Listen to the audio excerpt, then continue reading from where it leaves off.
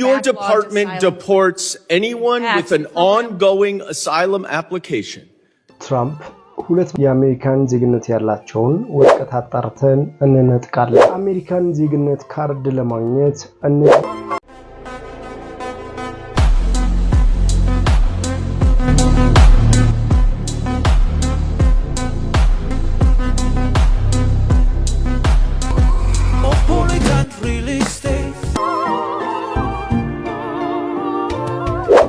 ሰላም እንዴት ናችሁ? ኢትዮ ትራቭሎች ላይ ከቪዛ ኢሚግሬሽን ፓስፖርት ዓለም አቀፍና ሀገር ውስጥ በረራዎች ጋር በተገናኘ የተለያዩ መረጃዎችን ወደ እናንተ ይዘንላችሁ መጥተናል። የአሜሪካን ኢሚግሬሽን የተለያዩ ውሳኔዎችን በስደተኞች ላይ እያስተላለፈ እንደሆነ ይታወቃል። ሆኖም ግን የአሜሪካን ኢሚግሬሽን በሲቲዝን በሆኑ ወይንም በአሜሪካን ዜግነት ባላቸው ሰዎች ላይ የወረቀት ወይንም የዶክመንት ሪቪው እንደሚያደርግ ገልጿል። በአንድ ወር ውስጥ ብቻ 200 የሚሆኑ ሰዎችን ሪቪው አደርጋለሁ ብሏል። ይሄ በጣም ከባድ ውሳኔ ነው። ነገር ግን የአሜሪካን ዜግነት ያላቸው እንዲሁም ግሪን ካርድ እና ሶሻል ሴኩሪቲ ነምበር ወይንም በአሳይለም ፕሮሰስ ላይ ያሉ ሰዎችንም ሙሉ በሙሉ በሚባል ደረጃ በ2026 ሪቪው ዶክመንት እናደርጋለን ብሎ ትራምፕ መግለጫ ሰጥቷል። የዚህን መግለጫ እንግዲህ የአሜሪካን ኢሚግሬሽን USIS ማለት ነው በዋና ኃላፊ ክሪስቲና በኩልም ይሄ መግለጫ ተላልፏል ማለት ነው። እንዴት አድርገው ነው ይሄ ሁሉ ሰው እንግዲህ በሚሊዮን የሚቆጠር ከውጪ ሀገር የገቡ ስደተኞችን ዶክመንት ሪቪው ማድረግ የሚችሉት? በተለይ አሜሪካን ሀገር ላይ ቤተሰብ መስርተው እየኖሩ ያሉ ሰዎችንም ዶክመንታቸውን ሪቪው እናደርጋለን። በተለይ ከ40 ዓመት ወደዚህ ያሉትን ዶክመንቶችን እናጣራለን ያሉት የአሜሪካን ኢሚግሬሽን። ይሄንን እንዴት አድርገው ማሳካት ይችላሉ? በተለይ ለአንድ ሰው ለራሱ ሲሆን በጣም ከባድ የሚሆንበትን ጊዜ ይታወቃል። አንድን ሰው እንግዲህ የሲቲዝን ወይንም ዜግነቱን ስትቀሙት የት ሀገር ዜጋ ነው የሚሆነው? ምክንያቱም ለምሳሌ አንድ ኢትዮጵያዊ በአሜሪካን ከገባ በኋላ የአሜሪካን የዜግነት ፎርምን አሟልቶ አሜሪካን ዜግነት ሲያገኝ ቀጥታ ሙሉ በሙሉ ቃለ መሐላ ፈጽሞ የአሜሪካንን ሉዓላዊነት ወይንም ደግሞ የአሜሪካንን አንድነት ለማስጠበቅ ነው ይሄ ሰው ቃል የገባው ማለት ነው። በአሜሪካን ባንዲራ ፊት ለፊት ማለት ነው። ኢትዮጵያዊነቱን ትቶ ወደ አሜሪካዊነት ሲቀይር ማንነቱን ቀጥታ ለአሜሪካን መስዋዕትነት ለመሆን ወይንም ለአሜሪካን የህልውና ወይንም የአሜሪካንን መብትና ግዴታ ባህል፣ ታሪክ፣ ወግ አስጠብቃለሁ ብሎ ነው ይሄ ሰው ቃል ገብቶ ዶክመንቱን ሲቲዝን ወረቀት የተሰጠው ማለት ነው። በአንድ ወር ውስጥ ወደ 200 ሰዎችን እናስተናግዳለን። የአሜሪካን ሲቲዝን ለራሱ ዶክመንቱ የተስተካከለ አይደለም ወይንም ደግሞ በትክክለኛው መንገድ አልገባም ከተለያዩ ሰዎች ጠርጥረው በፖሊሶች በኩል ኦፊሰሮቹም የተለያዩ መረጃዎች በፍርድ ቤት ተረጋግጦበት እንኳን ሲቲዝን ለመቀበል ምናልባት ከወራት በላይ ሊፈጅ ይችላል የፕሮሰስ ጊዜው ለራሱ ማለት ነው። አሁን በወር ውስጥ 200 የሚሆኑ ስደተኞችን የዶክመንት ሪቪው እናደርጋለን ብሎ የአሜሪካን ኢሚግሬሽን አስተላለፈ። ያለው አሜሪካን ግዛት ውስጥ ያሉ በማንኛውም የቪዛ አፕሊኬሽን ወደ አሜሪካን የገቡ ስደተኞችን ላይ ናቸው ያሉት። አይስ የሚባል ቡድን አለ። በተደጋጋሚ ስለዚህ ቡድን ተናግሬያለሁ። ይሄ ቡድን ምንድነው? የስደተኞች በህገወጥ መንገድ ገብተዋል ተብሎ የሚጠረጠሩበት ቦታ ላይ በመሄድ ፍተሻ ነው የሚያደርገው። የእናንተን አይዲ፣ ግሪን ካርድ፣ ሶሻል ሴኩሪቲ ነምበር ምን እንደምትሰሩና እንዴት ወደ አሜሪካን እንደገባችሁ ስለናንተ ማንነት የሚያጣራ የፖሊስ የኢሚግሬሽን የፖሊስ አካላቶች ናቸው። እነዚህ አካላቶች እንግዲህ የተመረጡት ከአሜሪካን ናሽናል ጋርድ ነው። የአሜሪካን ወታደሮች ናቸው። በተለያዩ ቦታዎች ላይ ዘምተው የነበሩ አሁን ላይ በካምፕ ውስጥ የነበሩ እነዚህ ናሽናል ጋርድ አባላቶች ናቸው እንግዲህ ወደዚህ ስራ ስልጠና ተሰጥቷቸው የገቡት ማለት ነው። በዚህ በዋነኝነት ትራምፕ አድሚኒስትሬሽን እና የክሪስቲና የአሜሪካን USIS ዲፓርትመንት ከቢግ ትራምፕ ከሚባለው ተቋም ጋር ወይንም በአሜሪካን ይሄንን ከሚደግፉ የሪፐብሊካን ሴናተሮች ጋር አብረው ሆነው ይሄንን አጀንዳ ወይንም ይሄንን ጉዳይ ያስፈጽማሉ ማለት ነው።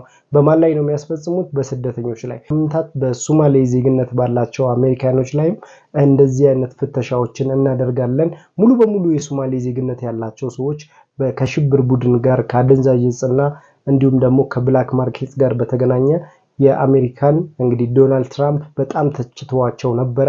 ዶናልድ ትራምፕ ሙሉ በሙሉ እነሱም በአጸያፊ ቃላት ገልጸው ነው ከአሜሪካን እንዲወጡላቸው የጠየቁት ማለት ነው። ውጡ የሚል ግልጽ የሆነ ትዕዛዝ ነው። ይህም ደግሞ በሶማሌ ኮሚኒቲ ላይ ከፍተኛ የሆነ ቅሬታና በዶናልድ ትራምፕ ላይም እናስታውሳለን ማለት ነው። ስለዚህ አሁንም ውጥረት ውስጥ ናቸው። የሶማሌ ዜግነት ያለው ሲቲዝን ያለው ለራሱ ቢሆን የአሜሪካን ኢሚግሬሽን የስደተኞች ጉዳይ ላይ ቀጥታ የሆነ ውሳኔዎችን ዶክመንታቸው ሪቪው ተደርገው የሚያጠራጥር ለራሱ ከተገኘ ቀጥታ ዲፖርት እንዲያደርጓቸው ጊዜያዊ ማረፊያም በጓንታናሞ እንዲያደርጉ እስር ቤት በጊዜያዊ ማረፊያነት እዛ አርፈው ቀጥታ ከአሜሪካን በናሽናል ጋርድ ኤርፎርስ ፕሌን ማለት ነው በዛ ቀጥታ ከአሜሪካን እንዲወጡ እየተደረገ ይገኛል። ራሳቸው ደግሞ አምነውበት ለሚመጡ ሰዎች $1000 እና እንዲሁም ደግሞ የዶናልድ ትራምፕ አመራር የዶናልድ ትራምፕ እንግዲህ የአሜሪካን ኢሚግሬሽን $1000 እና የአየር ትኬት እየቻለ ወደ መጡበት እንዲመለሱ እያደረጉ ይገኛሉ ማለት ነው። ይህ ሁሉ እንግዲህ በአሜሪካን ውስጥ የተፈጠረ ጉዳይ ነው። ስለዚህ አሁን ላይ ደግሞ ዶናልድ ትራምፕ ሲቲዝን የሆኑ የአሜሪካን ዜግነት ያላቸው በተለይ ከነዚህ ከ40 ዓመታት ወደዚህ የተቀበሉ ሰዎችን ይመለከታል ብለዋል። ሰዎችን አስጨንቋል። ምክንያቱም በተለያዩ ምክንያቶች የአሜሪካን ገብተው ሲቲዝን የሆኑ ኢትዮጵያኖችን ይመለከታል። ዶክመንታችሁን ራሳችሁ ሪቪው ማድረግ ትችላላችሁ። የዶክመንት ነምበራችሁን ይዛችሁ ሁለተኛ ሲቲዝን ለመሆን ደግሞ የምትፈልጉ ሰዎች እነዚህ መስፈርቶችን አሁን የምጠቅሳቸው መስፈርቶችን ተከትላችሁ ዶክመንታችሁን ማሟላት ትችላላችሁ ማለት ነው። እንዲሁም በሲቲዝናችሁን ሊያስነጥቃችሁ የሚችለው የሚለውን ደግሞ እነግራችኋለሁ ማለት ነው። ከናንተ የሚያስፈልገኝ አንድ ነገር ብቻ ነው። ሰብስክራይብ አድርጉ፣ ላይክ አድርጉ፣ ሼር አድርጉ፣ አብራችሁን ቆዩ። የአሜሪካን ዜግነት ምን መስፈርቶች አሉት እንዲሁም ምን አይነት ጥፋትስ ብታጠፉ ነው የአሜሪካን ዜግነት የሚያስነጥቃችሁ የሚለውን ነገር በዝርዝር እነግራችኋለሁ። አብራችሁን ቆዩ። ሰብስክራይብ አድርጉ፣ ላይክ አድርጉ፣ ሼር አድርጉ፣ አብራችሁን ቆዩ። የአሜሪካን ዜግነት ለማግኘት አንድ ሰው እድሜው ከ18 ዓመት በላይ መሆን ይጠበቅበታል ይላል። ይሄም N400 የሚባል ፎርም አለ በአሜሪካን ኢሚግሬሽን በኩል የሚዘጋጅላችሁ ሲሆን ይሄ ፎርም ግን እናንተ የመጀመሪያውን ስቴፕ ማለፍ አለባችሁ። የመጀመሪያው ስቴፕ ምንድነው? አሳይለም ጠይቃችሁ ከነበረ ወደ ግሪን ካርድ ማለፍ አለባችሁ። አንድ ሰው ሲቲዝን ለመጠየቅ በአሜሪካን ቢያንስ 5 ዓመት መኖር አለበት ይባላል። ይሄ እንግዲህ እንደ ስቴቱ ሊለያይ ይችላል። ለምሳሌ ዋሽንግተን አካባቢ፣ ዋሽንግተን፣ ሲያትል፣ ኒውዮርክ፣ ሌሎች አካባቢ ቺካጎ፣ እነዚህ አካባቢ ያሉ ስደተኞች 5 ዓመት ቢያንስ መኖር ይጠበቅባቸዋል። ምናልባት ከዛም በላይም መኖር ይጠበቅባቸዋል ይላል ህጉ። እንዲሁም ከ18 ዓመት በላይ መሆን ይጠበቅባቸዋል ይላል። ሁለተኛው ግሪን ካርድ ሊኖራችሁ ይገባል። ያው ቀደም ላይ እንደተጠቀስኩት ግሪን ካርድ ሊኖራችሁ ይገባል። የአሜሪካን ሲቲዝን ለመቀበል እነዚህን ዶክመንቶችን ማሟላት ይጠበቅባቸዋል። 5 ዓመት ስትኖሩ በዶናልድ ትራምፕ የስልጣን ዘመን 5 ዓመቱን እንዴት እንዳሳለፋችሁት ስለናንተ ባክግራውንድ መግለጽ አለባችሁ ወይንም ደግሞ ስለናንተ እዚህ ፎርም ላይ ነው መሙላት ያለባችሁ። ስፔሻሊ 3ቱን ዓመት የመጀመሪያ 3 ዓመቱን እንዴት ምን እየሰራችሁ ነበር? አንዳንድ ሰዎች በችግረኙ በተለያዩ ምክንያቶች አሜሪካን ላይ ሲቆዩ ወንጀሎች ይሰራሉ፣ ይታወቃል። ይሄ አሜሪካን የትኛውም ስቴት ላይ በብላክ የሚሰሩ ተደብቀው የሚሰሩ ከሆነ አንዳንድ ወንጀሎችን ያግዛሉ፣ ያው ገንዘብ ለማግኘት በሚል ማለት ነው። የተለያዩ ወንጀሎችን ሰርተው ከነበረ በዚህ 3 ዓመት ውስጥ ያንን ስለናንተ ማንነት የሚናገረውን ፕሮፋይላችሁን ማበላሸት የለባችሁም ማለት ነው። በተለይ 5 ዓመት ነው። ከ5 ዓመቱ ደግሞ የመጀመሪያው 3 ዓመት በደንብ አድርገው ፎከስ የሚያደርጉበት ነው። ወደ ሲቲዝን ካርድ ፎርም N400 ፎርም ለመሙላት ስታስቡ የመጀመሪያው 3 ዓመት ያያሉ። በጋብቻ፣ በትምህርት፣ በስራ፣ በሕክምና፣ በቢ1 በቢ2 በቱሪስት ቪዛ ወደ አሜሪካን ገብታችሁ አሜሪካን የተቀመጣችሁበት 5 ዓመት በእነዚህ 5 ዓመት ውስጥ የመጀመሪያውን 3 ዓመት ያለምንም ጥርጥር ያያሉ። ስለናንተ ማንነት ምን ስትሰሩ እንደነበረ፣ እንዴት እንደመጣችሁ ወደ አሜሪካን፣ ማን ኢንቫይት እንዳደረጋችሁ ይሄ ሁሉ ዲቴል ስለናንተ መረጃ ትሰጣላችሁ። አሻራ የእጅ አሻራ ስላለ ስለናንተ ማንነት ከሜዲካል ጀምሮ እንዲሁም ካደንዛዥ እጽ ከወንጀል ጋር ተባባሪ አለመሆናችሁን የሚያሳዩ ዶክመንቶችን ማቅረብ ይጠበቅባችኋል። እዚህ ጋር ማወቅ ያለባችሁ ብዙ ኢትዮጵያኖችም ኤርትራውያኖችም ማወቅ ያለባችሁ ኢትዮጵያ ውስጥ በሽብር ቡድን ተጠርጥሮ ወይንም ውሳኔ ተላልፎበት መንግስት የኢትዮጵያ መንግስት የሀገራችሁ መንግስት አሸባሪ ብሏቸው እናንተ ደግሞ ያንን እንግዲህ ከኢትዮጵያ ውጪ ሆናችሁ እነሱን ሰፖርት የምታደርጉ ከሆነ የአሜሪካን ዜግነት የማግኘት እድላችሁ 0% ይሆናል ማለት ነው። አሜሪካን መንግስት ስለናንተ ማንነት ባጣራ ሰዓት የናንተን ሲቲዝን ይነጥቃል። 1 አይሰጣችሁም። 2 ስለዚህ ጥንቃቄ ማድረግ ይጠበቅባችኋል። ግንዛቤ ስለ አሜሪካን ወዳጅ ያላችሁ አመለካከት እነዚህ በጣም ሴንሲቲቭ የሆኑ ወይንም ደግሞ በጣም እነሱ ትኩረት አድርገው የሚያዩት ነገሮች ናቸው። በተለይ የአሜሪካን ወዳጆች ሀገሮች ላይ ስለነሱ ያላችሁ እይታ ምን ይመስላል? አሜሪካን በዲፕሎማሲያዊ ግንኙነቷ በመላው ዓለም ላይ ባላት ግንኙነት እናንተ ምን አይነት እይታ አላችሁ? ተቃራኒ ናችሁ ወይስ ደግሞ አሜሪካንን የሚተቹ የሚነቅፉ አሜሪካን በተለያዩ ሀገራቶች ላይ በመታደርገው ጥሩ መጥፎም ነገር ያላችሁን እይታ ይገመግማሉ ማለት ነው። በአራተኛ ደረጃ ቋንቋ ነው። ቋንቋ በጣም አስፈላጊ ነው። ብዙ ሰዎች ቋንቋን እንደ ኖርማል ተራ አድርገው ያያሉ። የአሜሪካን ዋነኛ ቋንቋ እንግሊዘኛ ነው። እንግሊዘኛ መግባባት፣ መናገር፣ ባህሏን፣ ታሪኳን የአሜሪካንን ማክበር ትፈልጋላችሁ ወይ?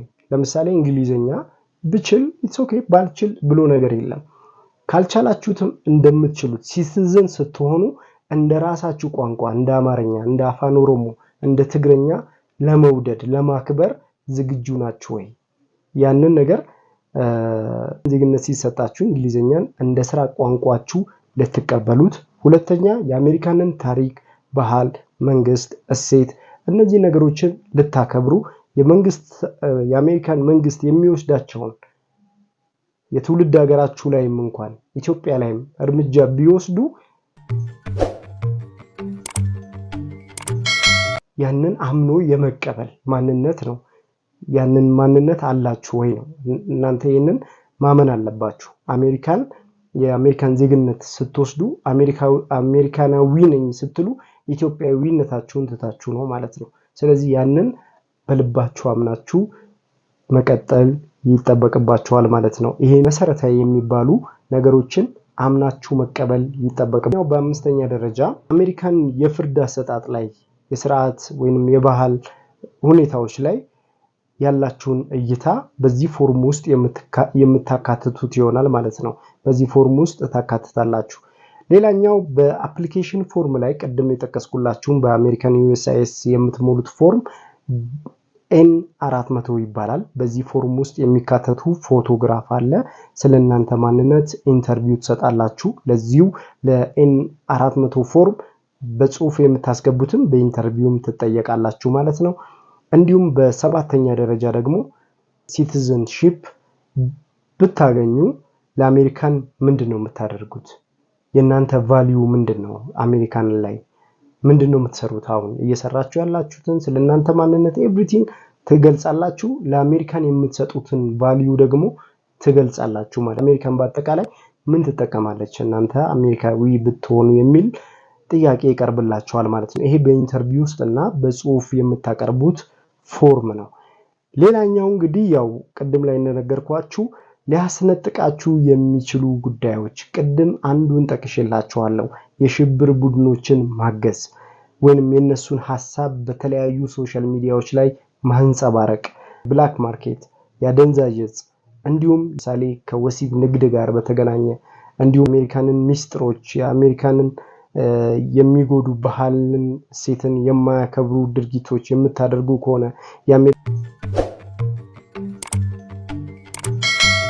እነዚህን ዶክመንታችሁን አሟልታችሁ የአሜሪካን ዜግነት ማግኘት ትችላላችሁ ማለት ነው። ስለዚህ አስፈላጊውን ዶክመንቶችን በማደራጀት የአሜሪካን ዜግነታችሁን ማግኘት ትችላላችሁ። በተለያዩ የህገ ወጥ ድርጊቶች ላይ ያላችሁ ደግሞ ራሳችሁን መጠበቅ ያስፈልጋል ማለት ነው። ኢትዮ ትራቭሎች ነበር አብረናችሁ የቆየነው የአሜሪካን ዜግነት እና እንዲሁም የአሜሪካን ዜግነት ሊያስነጥቃችሁ የሚችሉትን ምክንያቶችን ወደ እናንተ አደረሰን። የተለያዩ የኢሚግሬሽን እና የቪዛ መረጃዎችን በእኛ በኩል ታገኛላችሁ። ሰብስክራይብ አድርጉ፣ ላይክ አድርጉ። አብሬያችሁ የቆየሁት አሜን ነበርኩ። ሰብስክራይብ በማድረግ ቤተሰብ ሁኑ። ሐሳብ፣ አስተያየት፣ ጥያቄ ካላችሁ ከታች ኮሜንት ላይ አስቀምጡልን። ላይክ አድርጉ፣ ሼር አድርጉ፣ ለሌሎችም አድርሱልን። አብራችሁን ስለሆናችሁ እናመሰግናለን። መልካሙን ሁሉ በያላችሁበት ተመኘን። ፒስ